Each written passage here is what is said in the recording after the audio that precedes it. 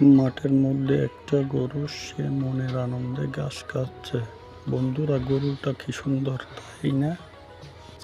এইদিকে আদিয়ান গরুটাকে দেখে খুশি হলো, হাত নেড়ে গরুটাকে তার কাছে আসার জন্য আহ্বান করলো। গরুটা আদিয়ানকে দেখলো এবং আস্তে আস্তে আদিয়ানের দিকে আসতে লাগলো। এদিকে আদিয়ান অপেক্ষায় গরুটা আসার ধরনটা বাড়িয়ে দিল। সে দৌড়াতে দৌড়াতে আদিয়ানের দিকে আসলো। আদিয়ান গরুটাকে মাথার উপর হাত বুলিয়ে আদর করে দিল।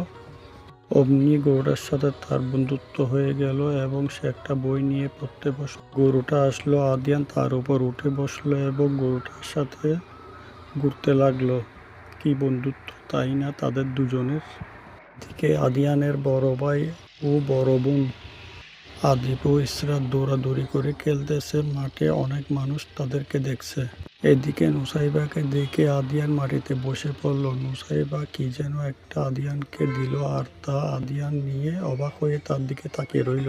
পরে তারা দুজন বই নিয়ে স্কুলের দিকে রওনা হলো। আদিয়ান ও নুসাইবা স্কুলে যাচ্ছে।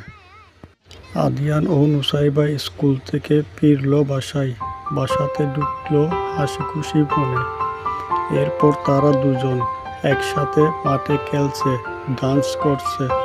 দেখতে কতই না সুন্দর লাগছে আদিয়ান ও নুসাইবাকে। পরে আদিয়ান একটা মশাল জ্বালালো এবং গল্পটা এখানে শেষ হলো।